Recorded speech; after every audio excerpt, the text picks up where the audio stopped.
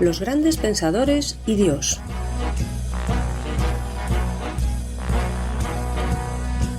¿Qué pensaban acerca de Dios las grandes mentes que nos han legado su saber? ¿Su opinión acerca de Dios condicionó su vida? Los grandes pensadores y Dios es una serie de entrevistas con el profesor Javier Álvarez Ballesteros, doctor en filosofía, catedrático de bachillerato y profesor en la Facultad de Teología Evangélica. Cada semana, en este mismo día y a esta misma hora, presentada por Daniel Baluja, podrás escuchar aquí una nueva entrevista que te descubrirá, de forma amena y sencilla, las inquietudes existenciales de los sabios a lo largo de la historia.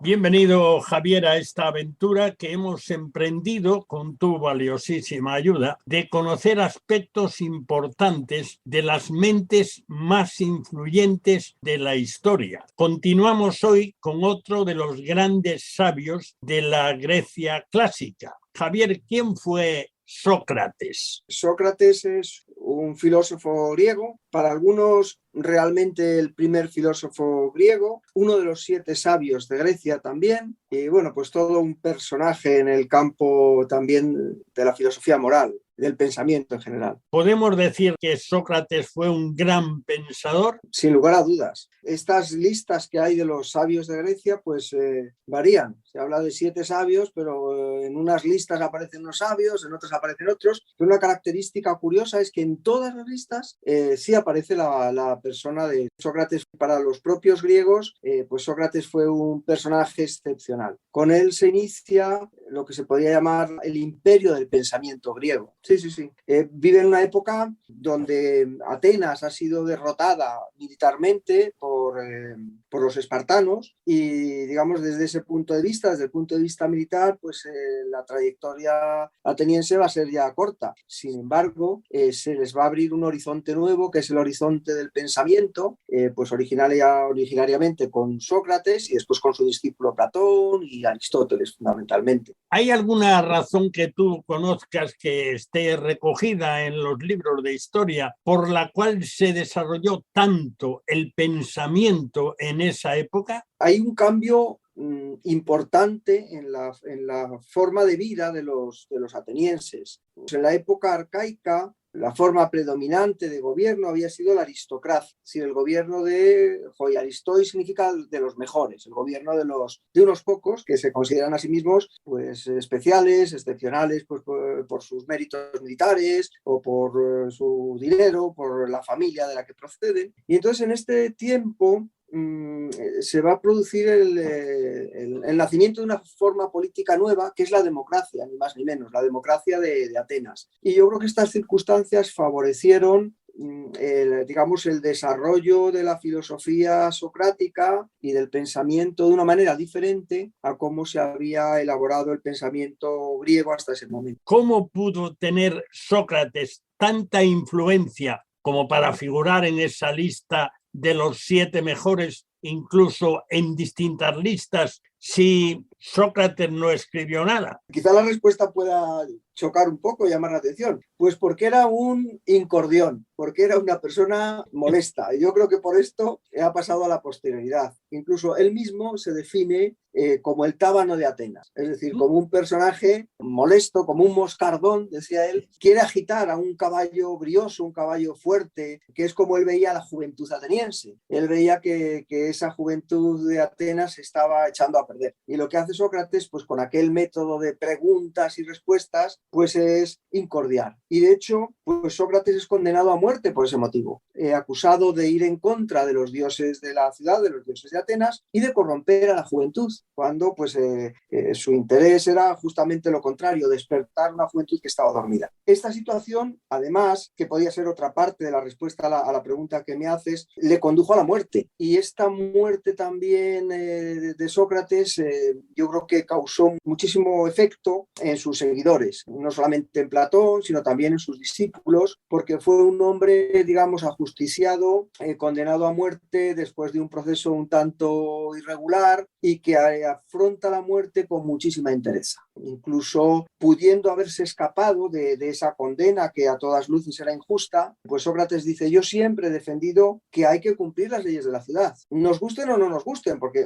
obviamente si solamente nosotros cumplimos las leyes que nos gustan, pues esto sería un caos. Hay que cumplir las leyes aunque no nos gusten. Y dice Sócrates: esto es lo que yo he defendido durante toda mi vida. Ahora que me ofrecéis escaparme, porque habían preparado una especie de huida para Sócrates, estaba todo preparado, pues yo no voy a dejar la prisión, pues porque sería ir en contra de lo que yo he predicado y de lo que yo he hablado toda la vida. Así que su muerte ejemplar también es otro motivo que impactó mucho a sus conciudadanos. ¿Podríamos en alguna manera establecer un cierto paralelismo entre la forma de comportarse de Sócrates y la que ha recibido la oposición siempre de los profetas del Antiguo Testamento y de los evangelistas del Nuevo, que a pesar de querer lo bueno para los que escuchaban, recibieron oposición? ¿Podría establecerse un cierto paralelismo? Pues sí, yo creo que las personas que son honestas consigo mismas, comprometidas con la verdad, con la justicia y que además tienen la valentía de decir las cosas claras, pues normalmente ni fueron a lo largo de la historia, ni son, ni serán bien recibidos pues por el resto de los ciudadanos, que a veces nos gusta vivir de una forma más cómoda, y efectivamente se puede trazar ese paralelismo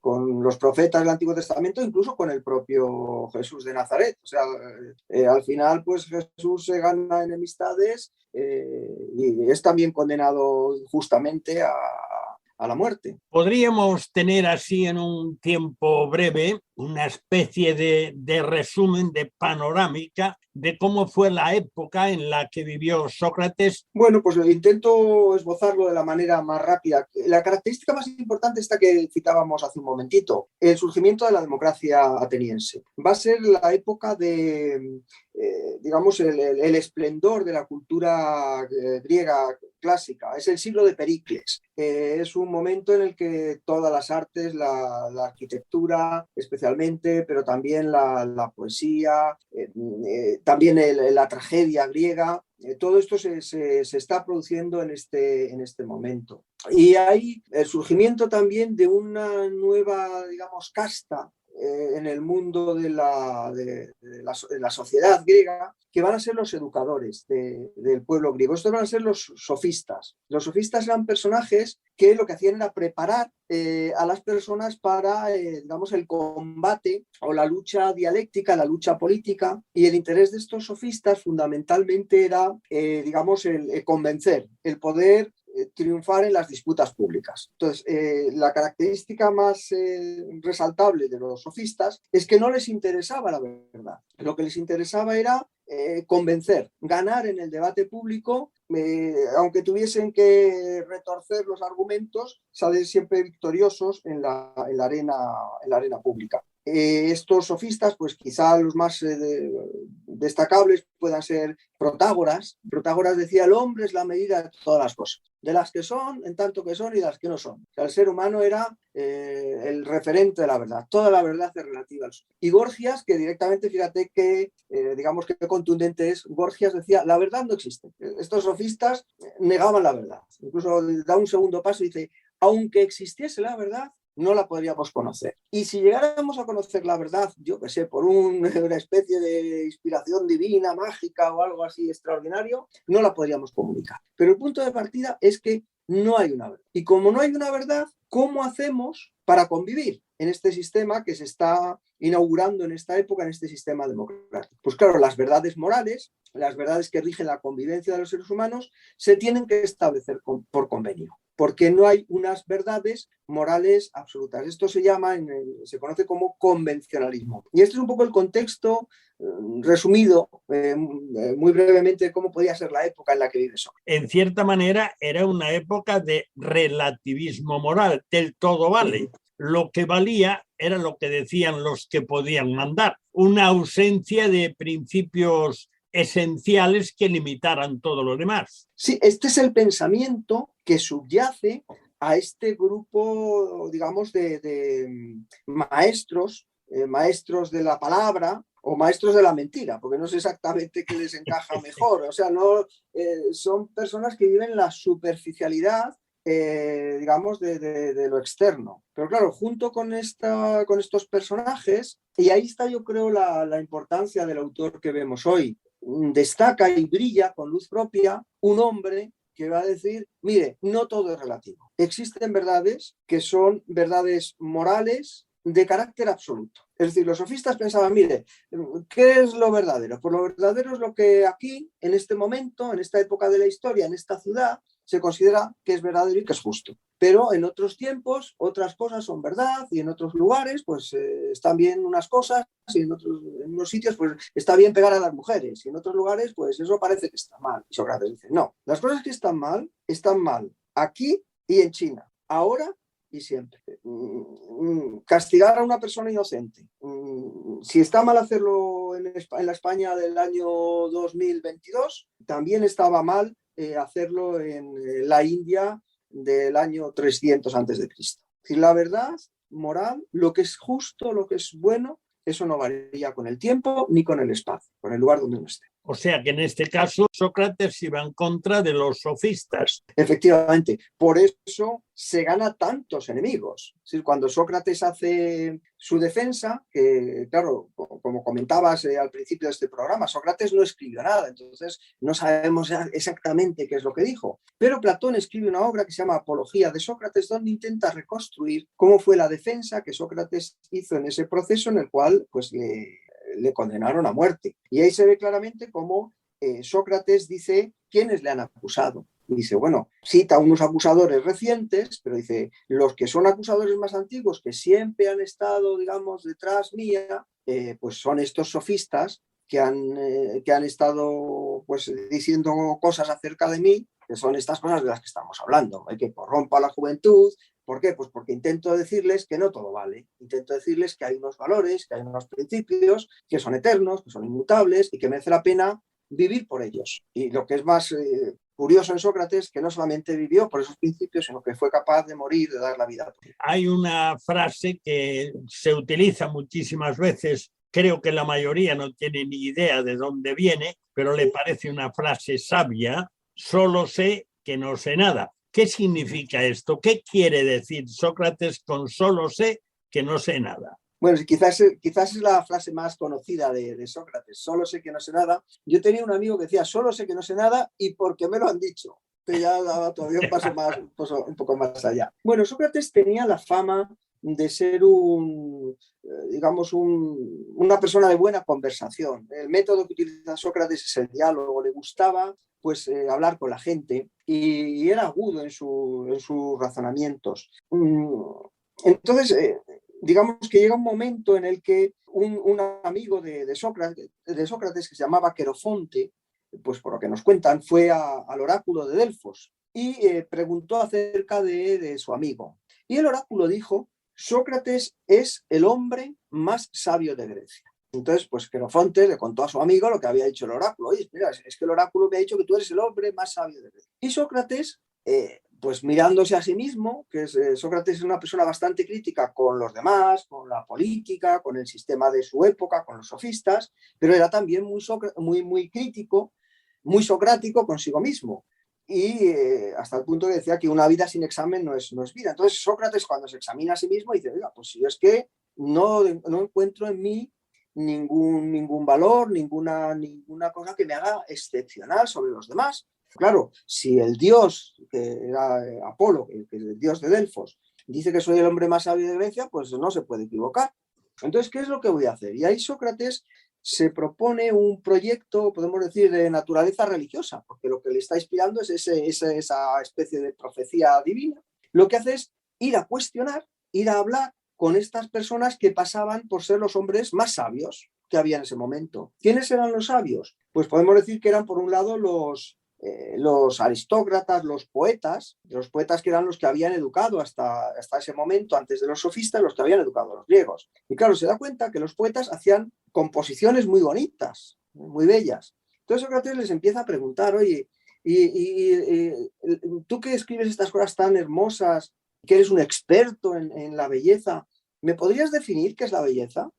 Entonces cuando el poeta intentaba describir cuál era la naturaleza de la belleza, pues se quedaba sin palabras. Entonces Sócrates dice, bueno, pues los poetas no son los más sabios, voy a buscar en los políticos. Claro, los políticos se les inflaba, eso pasaba antes, ahora no tanto, ¿no? Pero antes se les inflaba la boca de lo que es justo, lo bueno, lo que hay que hacer y demás.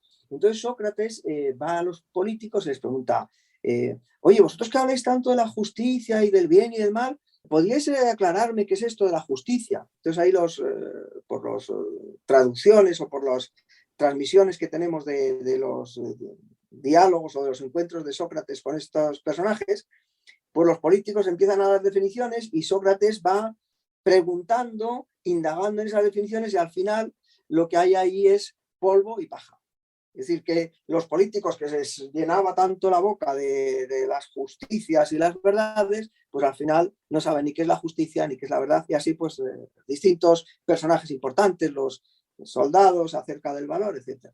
Y entonces, Sócrates llega a la conclusión esta, que es, yo solo sé que no sé nada, pero la frase completa es, solo sé que no sé nada, pero todavía sé más que la generalidad o que la mayoría de los hombres que ni siquiera saben eso. Es decir, que Sócrates descubre que él no sabe nada, pero es consciente de la limitación de su saber. Cosa que otros, pues estos sofistas o estos políticos, estos poetas de aquel momento, pues no tenían ese solo sé que no sé nada. Ellos sabían mucho, por lo menos aparentemente. O sea, que ni siquiera sabían que no sabían. Eso es, ni siquiera saben que no saben. ¿Aportó algo trascendental a la forma de enseñar Sócrates? Pues sí, utilizó un método muy curioso, que es el método, él lo llamaba mayéutica. Mayéutica es el arte que tenían las comadronas, las parteras, las que ayudaban a dar a luz a las mujeres en cinta. Y de hecho la madre de Sócrates había sido una comadrona. Entonces Sócrates dice que él tenía el mismo oficio que su madre, lo que pasa es que en lugar de dar a luz bebés, niños y niñas, daba a luz ideas, esos pensamientos, esa verdad que el ser humano ya la tiene dentro, esta verdad que hemos dicho antes, pues que tiene un carácter eterno, un carácter absoluto. Pues Sócrates dice que utilizando este método de la mayéutica ayudaba a que esa verdad saliera a la luz. Y el método consistía ni más ni menos que en hacer preguntas. Era un método que ayudaba a la persona, iba dirigiendo a la persona a que encontrase la verdad. Y como hemos visto hace un momentito, los políticos, los poetas, a veces los generales, ignoraban qué es la justicia, qué es la verdad. Pero hay un diálogo muy bonito que escribe Platón en el que el personaje fundamental es Sócrates, en el cual Sócrates, a un esclavo ignorante, analfabeto, haciéndole preguntas, hace que este esclavo demuestre ni más ni menos que el teorema de Pitágoras. Y que, es decir, es un método que su finalidad es ayudar al ser humano a descubrir una verdad que no le es ajena porque está muy cercana de él, está dentro de su propio interior, dentro de su propio corazón. O sea, que en realidad se le ayudaba a parir ideas. Sí, efectivamente, a sacar ideas verdaderas, vamos. Ya. Estas son dos características, digamos. Por un lado está que hay un descubrimiento de algo interno, pero este algo interno no es que la verdad la creo yo. No es lo que decía Protágoras, el sofista. El hombre es la medida de todas las cosas. Entonces, como yo saco la verdad de mí mismo, yo me invento la verdad. No. Se parece más a lo que decía Antonio Machado. ¿Mi verdad? Pregunta Antonio Machado. ¿Mi verdad? ¿Tu verdad? Dice Machado. No, la verdad. Y ven conmigo a buscarla. La tuya, guárdatela. Pues el caso de Sócrates es esto. Es encontrar esa verdad genuina, auténtica, que está dentro de nosotros. Pero que no por eso varía de un hombre a otro, sino que es universal. De la misma manera, fíjate, de la misma manera que los presocráticos, estos filósofos que vimos en un programa anterior, habían buscado cuáles eran las leyes que rigen la naturaleza física, la naturaleza del mundo físico, Sócrates, que no le interesa para nada este conocimiento de la física, de la naturaleza, de la arjé, estas cosas, está buscando los principios generales del alma humana, de la ética, de la moral, del interior del hombre. Por eso también Sócrates es muy importante, porque con Sócrates, dice Platón, la filosofía comienza una segunda navegación. En lugar de mirar a las cosas, en lugar de mirar a la naturaleza, a los astros, a las estaciones, al mundo de los fenómenos físicos, el ser humano vuelve la mirada hacia sí mismo y descubre otro universo, que es el universo del pensamiento y que va a tener una trascendencia importantísima después en el desarrollo conceptual de la filosofía y de la vida humana en general. Esto es un, digamos, es un descubrimiento, es un centrar la mirada en algo que ha estado siempre ahí, pero que a los ojos del pensamiento se descubre como algo tremendamente novedoso. A mí me llama mucho la atención el hecho de que en este surgimiento tan brillante del pensamiento de la Grecia antigua hubo mucha relación con las matemáticas. Sí, Sócrates exactamente no es un pensador, digamos, matemático, por esto que comentaba hace un momentito. Es un pensador que dirige su mirada más bien a las cuestiones que tienen que ver con lo bueno, con lo malo, con lo justo, con lo injusto. Y es cierto que otros pensadores anteriores a él, yo citaría ahí, por ejemplo, a Pitágoras, pero también posteriores a él, su propio discípulo Platón, fundador de una escuela que se llamaba la Academia Platónica, pone en el frontispicio de la Academia, en la entrada, ponía un lema que era: nadie entra aquí que no sepa geometría. ¿Por qué? Porque Platón pensaba que el pensamiento abstracto comienza precisamente con las matemáticas. Pero Sócrates no destaca, a excepción de este ejemplo que hemos puesto hace un momentito, de cómo ayuda a este esclavo a demostrar un teorema matemático, no destaca precisamente por esa racionalidad matemática. O sea, que abrió un camino nuevo. Efectivamente, es el camino, lo que llama Platón segunda navegación. Es el intento de ver al hombre, de buscar las leyes también que explican al ser humano. Esas leyes que son morales y son tan invariables como las leyes de la física y que tiene consecuencias transgredirlas. O sea, de la misma manera que si uno transgrede, yo qué sé, la ley de la gravedad, bueno, pues la ley de la gravedad no existe, voy a tirarme desde un quinto piso que no pasa nada, pues te matas. El transgredir las leyes morales también tiene consecuencias y el cumplirlas efectivamente también las tiene. Este descubrimiento de que hay una estructura de valores, que hay una estructura ética esencial, que hay una estructura ética fundamental, es una aportación socrática importantísima. Y también el empeño, esto nos dice Aristóteles hablando de Sócrates, el empeño de definir estas cuestiones de una forma precisa. Porque muchas veces yo creo que hablamos de la justicia, de la bondad, del bien, del mal, sin definir estos conceptos de una forma rigurosa, ¿no? Y Sócrates se empeña en hacerlo.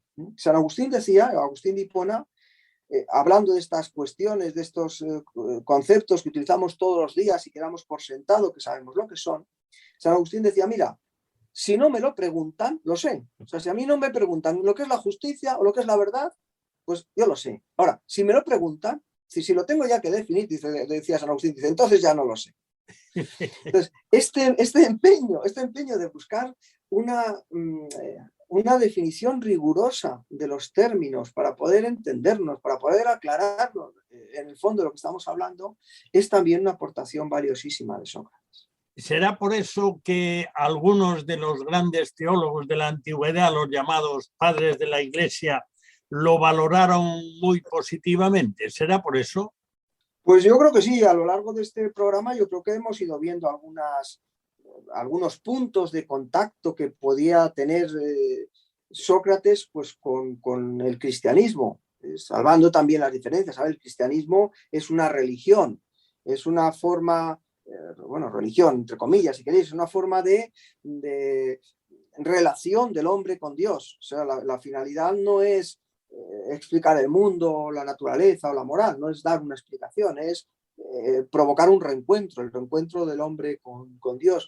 Y Sócrates elabora una filosofía, o sea que son ámbitos diferentes. Sin embargo, pues había muchos puntos en común. Sócrates no escribe nada, Sócrates se entrega su vida a la búsqueda de la verdad, a la búsqueda de la justicia, muere por ello. No escribe igual que Jesús de Nazaret, no escribe nada. Bueno, Jesús sí escribió algo, sabemos que escribió, pero con el dedo y en la arena. Y Sócrates, pues no sabemos exactamente qué es lo que dijo, lo cual es un problema. Conocemos a estos personajes por el impacto tan grande. Tú me preguntabas al principio del programa que por qué, pues por el impacto tan grande que estas personas ejercieron en sus seguidores. Y fíjate, tengo un texto de Justino Mártir que te quiero leer. Justino era uno de los padres griegos del siglo II y fue un pensador, fue un filósofo también, pero además un buen cristiano, un cristiano que se le conoce como Justino Mártir, pues porque dio la vida, también su vida por su fe. Y dice así: y los que antes de Cristo intentaron conforme a las fuerzas humanas, esto es muy importante. Es decir, Sócrates nació en el año 470 y muere en el 399 antes de Cristo, con una diferencia de tiempo, como se ve, muy grande, ¿no? Los que antes de Cristo intentaron, conforme a sus fuerzas humanas, investigar y demostrar las cosas por la razón, fueron llevados a los tribunales como impíos y amigos de novedades. Y el que más empeño puso en ello, Sócrates, fue acusado de los mismos crímenes que nosotros, pues decían que introducía nuevos demonios y que no reconocía a los que la ciudad tenía por dioses. Mas la verdad es que, expulsando de la República a Homero y a otros poetas, enseñó a los hombres a rechazar a los malos demonios que cometieron las abominaciones de las que hablan los poetas, a la par que los exhortaba al conocimiento de Dios, para ellos desconocido, por medio de la investigación de la razón, diciendo: al Padre y Artífice del universo es seguro decirlo a todos, que fue justamente lo que nuestro Cristo hizo por su propia virtud. Hasta ahí la cita de un padre de la Iglesia, de Justino Mártir. Y Agustín también, Agustín de Hipona, pues es muy respetuoso con la figura de Sócrates. Y bueno, hay otros padres de la Iglesia que ven en esta figura, no sé cómo decir, no tanto un precursor de Cristo, aunque algunos llegan a decir que de la misma manera que los profetas prepararon al pueblo de Israel para la venida del Mesías, esta labor la hicieron los filósofos de verdad, los filósofos, no los sofistas, sino los filósofos que buscaron la justicia, la verdad, preparando a los gentiles también para que pudieran reconocer al Mesías. Y esto pues lo dicen también algunos padres de la Iglesia. O sea que fue una labor propedéutica. Y de hecho, perdona si me extiendo un poco en esta pregunta, de hecho, estos autores, Sócrates, Platón, Aristóteles y otros, hicieron una crítica, Genófanes de Colofón, hicieron una crítica muy potente al politeísmo griego, a esta religión civil, a esta religión política, a esta religión mitológica en la que creían los pueblos griegos. E incluso apuntaron a la existencia de un principio único, es decir, de un Dios único que de alguna forma preanuncia o sitúa en el contexto del helenismo la posibilidad de un monoteísmo, que es lo que los cristianos, los judeocristianos, van a aportar después a la cultura universal. Muchas gracias, Javier, por esta aproximación a otro gran pensador. Muchas gracias. Los grandes pensadores y Dios se despide hasta la próxima semana, el mismo día y a la misma hora, cuando podrás escuchar aquí una nueva e interesante entrevista con Javier Álvarez Ballesteros, que nos acercará una vez más a las biografías íntimas de figuras destacadas de la historia.